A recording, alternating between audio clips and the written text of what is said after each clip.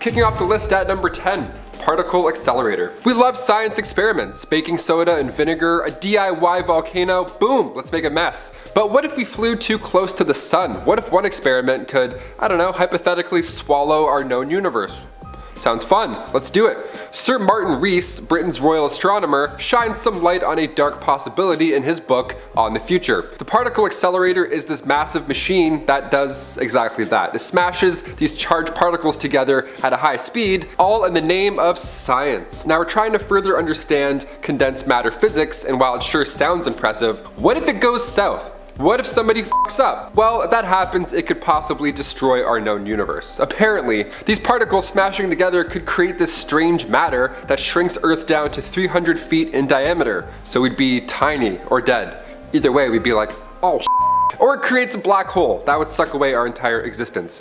Thanks, Martin. Now we'll be able to sleep because I'm thinking of particle colliders. Freddy Krueger and also particle colliders. I'm like, this holiday season sucks. Can't sleep. Number 9. Black holes. Christopher Nolan can't even save us from this one. There are 3 types of black holes. We got stellar, supermassive, and intermediate mass. And they can all kill us easily if they wanted to. Black holes are formed when a star dies. And in turn, we get the strongest Dyson vacuum ever. It sucks in light, so of course we wouldn't make it. There's no chance. There's about 10 million black holes in the Milky Way right now. And the closest one is about 1,500 light years away. So we're looking good for now. We actually got a photo of a black hole not too long ago. It's beautiful. We're learning more and more every year. And one of the scariest facts that I heard was that black holes will be the last thing in the known universe. And these things orbit as well. They don't just sit in the same spot. Like everything else in the galaxy, black holes are also moving around, which means one will eventually get close. Do you think they would tell us if a black hole was about to swallow us? I sure hope not. I mean, no spoilers, come on. I'm only on season 27 of my life. Keep it real. Number 8. Solar flares. Solar flares just sound scary, you know? Our star heats up, we literally revolve around it, and it blesses us with life and tan lines and all the good stuff, but sometimes she acts up. Sometimes she creates these powerful magnetic fields that create sunspots larger than our planet. This then creates a stream of radiation. It's called solar wind. Now normally this is a beautiful event. The northern lights happen because of Earth's magnetic field reacting to this radiation. But too much of a good thing can be disastrous. This month even, on October 9th, a large solar flare was spotted, and 3 days later, it hit. The geomagnetic storm reached category G2, which out of 5 is still quite strong. The biggest solar event was actually back in 1859. It's called the Carrington event. It was strong enough to disrupt telegraph communications, even shocking some telegraph operators. Imagine that, if this happens again and it's stronger, we're looking at power outages on a massive scale. You'd be playing VR and then all of a sudden your eyes are like, poof, and just explode. Lovely, immersive. 10 out of 10. Number 7. Moving stars. We look at the pyramids of Egypt in awe for many reasons, but as far as placement goes, these 3 pyramids align with the stars of Orion's belt. But what happens when these stars, like everything else in our known universe, moves? The pyramids won't align with stars forever. They will wander, but which direction will these stars go? That's the question here. Well, right now our sun is traveling through the Milky Way. It's carrying us along. We're in this moderately chill space bubble right now, but when we leave this region, say in, I don't know, 50,000 years, we have a great chance of bumping into one of these wandering stars. Do you think our climate is changing now? Well, you better learn how to be immortal and hang out for 50,000 years. Be a vampire and you'll see what a comet looks like up close. It's very cold and hot at the same time. We're not gonna survive. We have like 20 years left, realistically. Number 6, artificial intelligence. Okay, this one sounds silly, but we're actually quite close to getting Ultron in real life. God help us. We have robots that do parkour now. Like you can push these things, they would still continue to silly walk. Have you seen those videos where they get pushed and they're like, bleep, and they keep going? That's crazy. Now imagine if Siri decided to go rogue one day and then take over the body of one of the Boston Dynamic robots. We're f***ed. It's game over. That's it. I've seen iRobot. I don't want any part of this. No thank you. According to CB Insights, where they asked 52 experts, 52, so specific, they all agreed that AI will eventually be our downfall, and by that time, it's too late. I'm sweating reading that. What? The late Stephen Hawking said AI would be impossible to control. Elon Musk has been reinforcing how crucial it is to regulate AI. We can't regulate technology that we can't predict. That's the main thing here. Even Vladimir Putin says AI will have a profound impact on global politics. And are we really going to disagree with Vladimir Putin? No, we're not. Next. Number 5, asteroid impact. Number 5, asteroid impact. Of course, one of our leading theories as to how humans can all of a sudden go extinct is an asteroid. We've seen movies. These suckers have caused large-scale extinction events before us. Every time there's a meteor shower, people think it's beautiful, when in reality it's like sitting near first and third base at a baseball game. It's flying at you non-stop, like we're way too close. Every meteor shower, I'm just like, If one of these days an asteroid got too close, it would pretty much mean the end of humanity, regardless of where it hits on Earth. In fact, an asteroid named Apophis is set to slam into us in 100 years or so. Now, we originally thought that it would hit in 2029, but now we can add 100 years on top of that. It's a big orbit. So we're okay for now. For your grandkids though, heads up Whoville, good luck. Number 4, global warming. Okay, this one's on us, folks. Or at least a little bit. We're for sure to blame in some capacity. Now I'm trying to fight it. Around 90% of scientists say that humans are to blame for global warming, especially people who vape. That's what they said. I read it myself. I'm not making that up. According to climate.gov, we're cooking our planet with heat-trapping gases. Greenhouse gases in the atmosphere equals heat. Our global average temperature has gone up 1.8 degrees Fahrenheit since the late 90s. Carbon dioxide, methane, ozone, nitrous, and numerous chlorofluorocarbons, which is fun to say. Chlorofluorocarbons, nice. More like borofluorocarbons. Billy Madison reference. Stop littering. Next. Number 3, Yellowstone National Park. Nothing like a big old volcano to shake up your day. The supervolcano rumbling under Yellowstone National Park could wipe out millions if it decided to go off one day. It's exploded 3 times in the past. 2 million years ago, pop. 1.3 million years ago, pop, and then 664,000 years ago, boom. The next one, well, it could happen as soon as you click like and subscribe.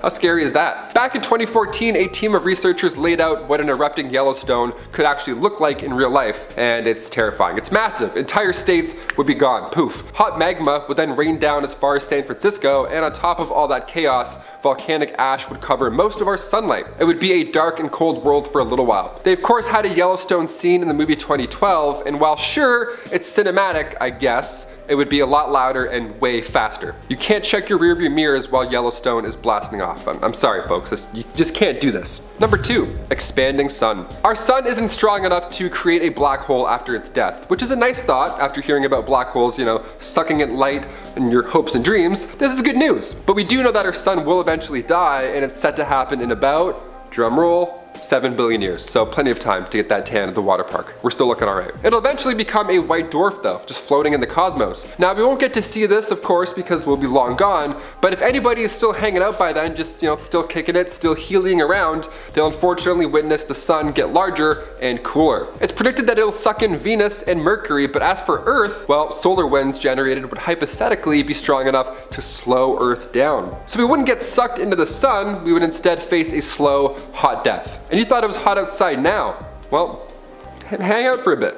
Well, it's pretty bad, but it'll get worse. And finally, number 1, nuclear weapons. In 1938, history changed forever when German nuclear physicist Otto Hahn Fritz Strassmann and Lise Meitner discovered nuclear fission in a lab in Berlin. They discovered that an atom splitting into lighter atoms caused a powerful blast. This was groundbreaking. Humans discovered a new way to power technology, but at the same time they opened the door for nuclear horrors. Atomic bombs. On July 16, 1945, the Trinity test was conducted. The first atomic bomb was detonated in a New Mexico desert. It was deemed a success, with mushroom clouds reaching up to 40,000 feet high. This test changed history forever. Roughly 110,000 lives were later lost at Hiroshima and Nagasaki, and many believe that nuclear warfare will truly be the end of humanity. The pure impact alone is one thing, but nuclear winters, where clouds of dust and black smoke just block out the sun for days at a time, could obviously have lasting effects. For example, if there was an all-out nuclear war between Russia and the United States, officials predict that temperatures would drop 8 degrees for 5 or 6 years, so we wouldn't even be able to grow food at that time. It would be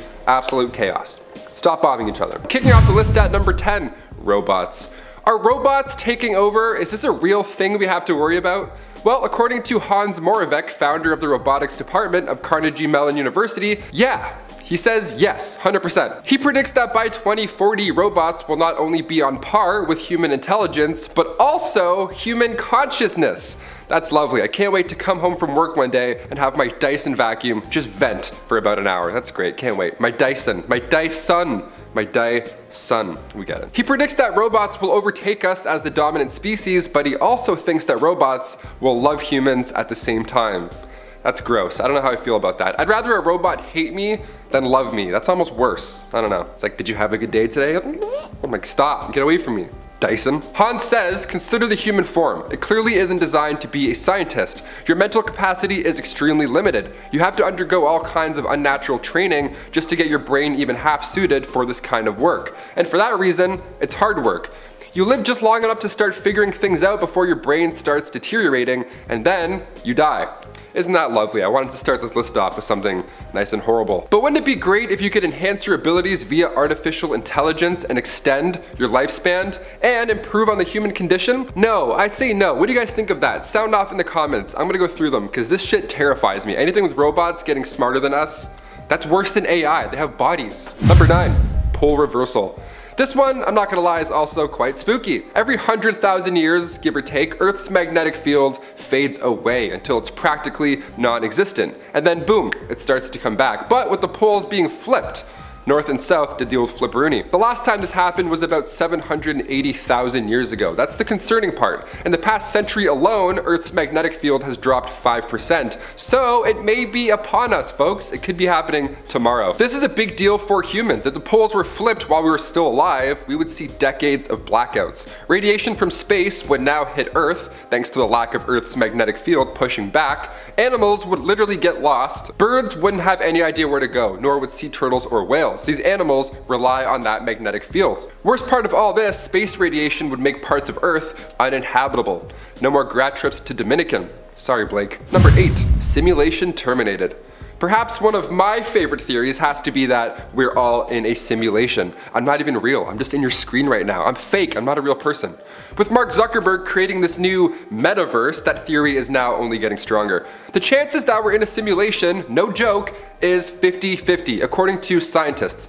Elon Musk was asked about living in a simulation at a conference years back, and I've thought about something he said since. Apparently he's been talking about simulation living for a while. Yeah, the guy who launched a car into space also believes we're in a simulation. Nice, hit that thumbs up. Are we real? I don't know. Does it matter? I don't know. He mentioned how video games are getting better and better, and eventually we won't be able to distinguish games from reality. Like VR and stuff, that's crazy. I play Super Hot and I'm sweating. My body's literally sweating right now. The podcast Star Talk featuring Neil deGrasse Tyson, who of course touched base on this theory, he thinks that if we were virtual humans in an intergalactic game cube, that reality would render around us as we moved around, like in video games. You enter a room, then it loads. He also believes that might explain why we can't travel faster than the speed of light, so we couldn't get out of this solar system. He joked about the programmer putting that limit in. Yeah, funny joke, Neil. Are we in a simulation though, Neil? What's up? Number 7, cool down. Sometimes I forget that there's a massive ball of lava at the center of our planet. The core is obviously quite crucial to the planet's survival, but what happens when it starts to cool down like other stars? The Earth's magnetic field is created by the molten iron at the center of the world's core, so this one might have already begun. They kind of go hand in hand. The Earth's core is already hotter than the sun, so scientists predict that it'll take a little bit longer until that cools down, which is a good sign for us. The sun has about 5 billion years left, while the core of the Earth has 90 billion years. So we've got time, but future generations are, don't tell them. Number 6, out of orbit. The amount of rogue planets that are out there might just exceed the amount of stars in the Milky Way. That's terrifying. Rogue planets happen when a planet gets swung out of orbit. Now this could mean a few things for us here on Earth. If a rogue planet were to make an appearance, even if it didn't come close to Earth, changing the orbit of any planet in our solar system would inevitably end us all. Even a tiny degree, it would just be like, and then we'd fly away. If it were big enough, one of these rogue planets could straight up knock ours out of the way, like some sort of cosmic game of marbles. Or perhaps Earth could have its orbit thrown off even in the slightest bit, and we'd either freeze to death or melt. Either way, it would be a slow, very painful process. Number 5, earthquakes. Of course, earthquakes are on this list, but for this video, I'm specifically referencing a potential earthquake that could come back with a vengeance in Chile. Sorry if you're living in Chile, heads up. Back in 2010, an earthquake hit there and it had a magnitude of 8.8. It was triggered by the collisions of the Pacific Plate and the Nazca Plate. That one that already hit, it was bad. It triggered landslides, blackouts, and of course a massive tsunami followed. Scientists believe now that this earthquake only released 1/3 of that built up tension in those plates. So any day now, another could hit and it could be even bigger. On November 2nd, recently actually, a 5.7 earthquake did hit Chile. So perhaps it's already begun. Stay safe. Number 4, gamma burst. Look out, Bruce Banner. We've got some gamma. When we look at extinction level events like say a meteor hitting the planet, we can bounce back from that. Evidently, we can come back from that, right? Sure, we lost some dinosaurs along the way, but millions of years later, we're wearing jeans, we're wearing jorts, we're popping, it's great. But when it comes to gamma rays, planets can't really come back from that. If a gamma ray happened at any time in our past, be it millions of years ago like meteors, we'd still be screwed even this long after.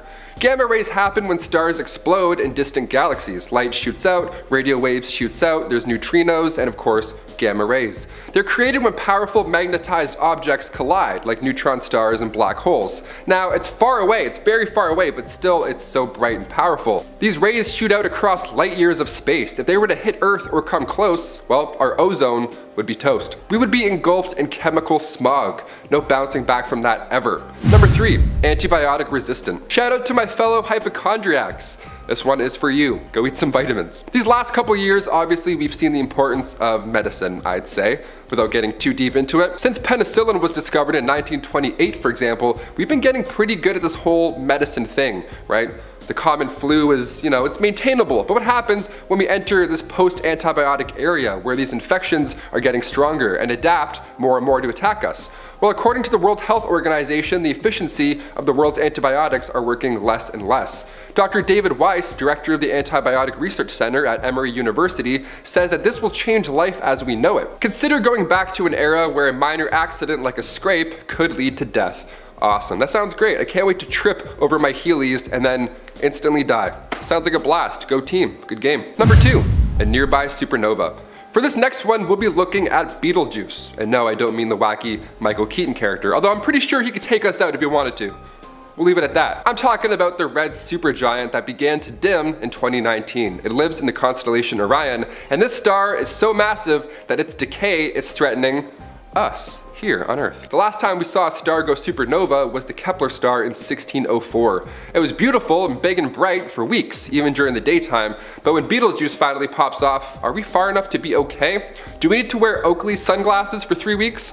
God, that would suck. Scientists agree that we need to be much closer for the radiation to cause harm, but with our previous knowledge of part 1, with all these wandering stars and planets just shooting out of orbit, who really knows? Number 1, phosphorus shortage. For hundreds of years, there's been a worry of not being able to feed Earth's ever-growing population. This problem really came into fruition in the late 20th century. The lack of nitrates and ammonia available to humans was getting pretty concerning, but luckily, German chemists Fritz Haber and Karl Bosch were able to come up with a process that takes gas from the air to turn it into fertilizer. That surely helped, but more problems were then on the rise. We began to realize our shortage of phosphorus. Our bodies need phosphorus for energy and to build DNA, so yeah, it's a tad important to us. We are about 30 to 40 years away, but the need for biofuel could push us even closer to the edge, making that number even smaller. That's tough because as important as biofuel is for all those reasons, it will now create this new phosphorus problem. Classic. Let's just go to Mars. I think that's the realistic solution here. Just pack up and jet out.